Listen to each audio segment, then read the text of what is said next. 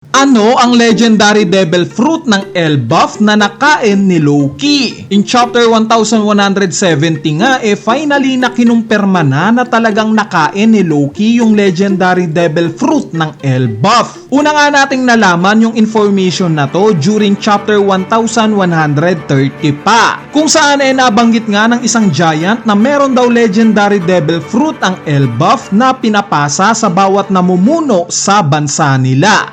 At some point nga kinain daw ito ni Loki na nagbunga ng pagkamatay ni King Harald. Bali ngayon nga kumpirmado na itong impormasyon na to. Kinain nga talaga ito ni Loki. Pero sa latest chapter nga ng manga hindi pa nire-reveal kung ano exactly ang pangalan o itsura ng devil fruit na to. At since nakita naman natin na nag-transform itong si Loki, we assume na isa itong Zoan type na devil fruit. Kaya naman sa video nga na to susubukan nating alamin kung ano nga ba exactly itong Zoan devil fruit na nakain ni Loki. Magbibigay nga ako ng dalawang mythological creature para sa inyo kung sino ang tingin nyong magfi-fit sa possible devil fruit na to. So ang criteria nga natin syempre nakadepende sa ibinigay na clue ni Oda sa latest chapter. Ito nga yung dapat nakamukha nitong silhouette na ni-reveal niya sa isang panel yung possible devil fruit ni Loki. At ikalawa dapat na isa itong mythical Zoan, since nasaksihan nga natin yung transformation ni Loki. Ngayon kung malinaw na ang lahat game, umpisahan na natin itong topic natin.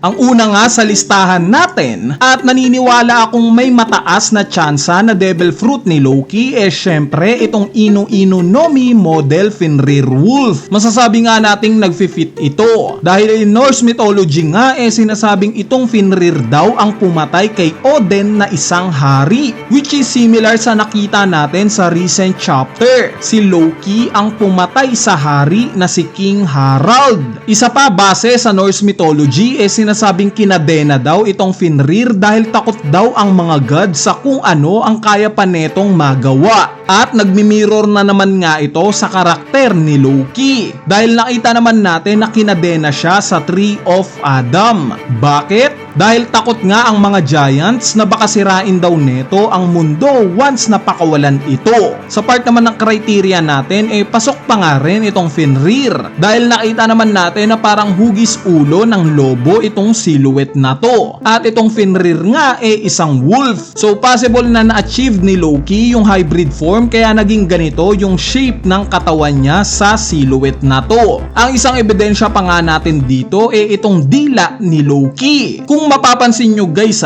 nung bata pa lang si Loki hindi nga niya inilalabas itong dila niya. Pero nung time nga na inintroduce na siya sa kwento at may edad na siya dito na nga niya laging inilalabas itong dila niya. Ngayon during chapter 1142 nga nung time na ni-reveal na itong mga nightmare monsters na nagmula sa imagination ng mga batang giants pinakita nga rin dito ang isang Fenrir Wolf. At yes, similar nga kay Loki na nakalabas yung dila sa gilid ng bibig ganitong ganito nga rin yung ginagawa ng Fenrir. Nakalabas rin yung dila neto. Isa pa kung matatandaan nyo sa cover page ng One Piece Color Walk 8 pinakita nga itong isang wolf na nakalabas rin ang dila. At base nga sa kulay neto na kulay purple similar nga ito sa buhok ni Loki. Hindi kaya ito yung foreshadowing ni Oda sa future devil fruit ni Loki, itong wolf na to? Dahil base na nga rin sa location nila nasa isa silang snowy country. At itong underworld nga kung saan nakakadena itong si Loki ngayon nagyeyelong lugar din. Kaya naman mataas nga ang tsansa na ito ang devil fruit ni Loki. Bali itong devil fruit naman na to nakabase sa martilyong Ragnir. Base nga sa recent chapter ng manga ni-reveal na itong Ragnir pala isang squirrel. Ngayon in Norse mythology nga ang pinakamalapit na comparison para sa squirrel na to yung Ratatoskar. Bakit? Dahil as per Norse mythology nga isa rin daw squirrel itong Ratatoskar. Sinasabi ngang ito daw ang ginagawang messenger ng eagle at ng Nidhogg. Itong Eagle nga ay nakatira sa itaas ng Yggdrasil tree. At itong Nidhogg naman ay nakatira sa pinakababa ng puno na to. At since itong si Loki nga ay nakapiit sa pinakailalim ng Tree of Adam, we assume na siya ang magre-represent sa Nidhogg. Idagdag mo pa itong koneksyon ng Nidhogg sa Ratatoskar similar kay Loki at sa koneksyon niya sa Ragnir. Hindi nga malabong Ryu Nomi model Nidhogg nga itong Devil Fruit ni Loki. Ang isang ebidensya pa nga natin na ito possibly ang Devil Fruit ni Loki makikita natin during chapter 1144. Sa chapter nga na to inintroduce ang isang Nidhogg. Kasama nga siya sa imagination ng mga batang giants. Ngayon kung mapapansin nyo guys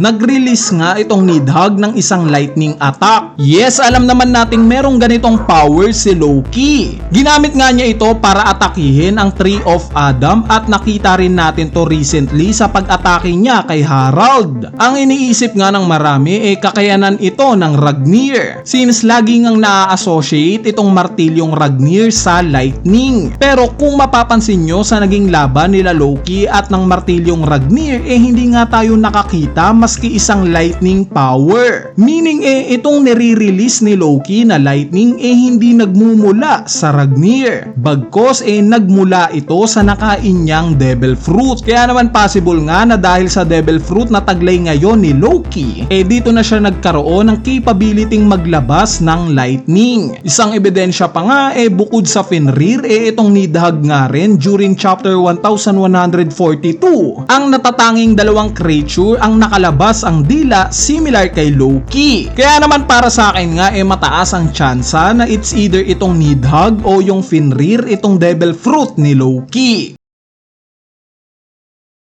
Anyway, ayan na nga yung dalawang mythical Zoan Devil Fruit na sa tingin ko mataas ang tsansa na i-reveal bilang official Devil Fruit ni Loki. Itong Inu-Inu Nomi model Fenrir at itong Ryu Nomi model Nidhogg. Bali para sa inyo ba? Swak ba para sa inyo itong dalawang Devil Fruit na to? Kung hindi, meron pa ba kayong naiisip na iba? Kung meron, wag na kayong mahiyang i-comment yan sa ating comment section sa ibaba para mapag-usapan natin yan. Kung sakaling natripan nyo naman yung topic natin ngayong araw na to, wag nyo nang kalimutang pindutin yung like button dahil napakalaking tulong na nga niyang like nyo para sa ating channel. At syempre, idamay nyo na rin yung subscribe button. So yun lang.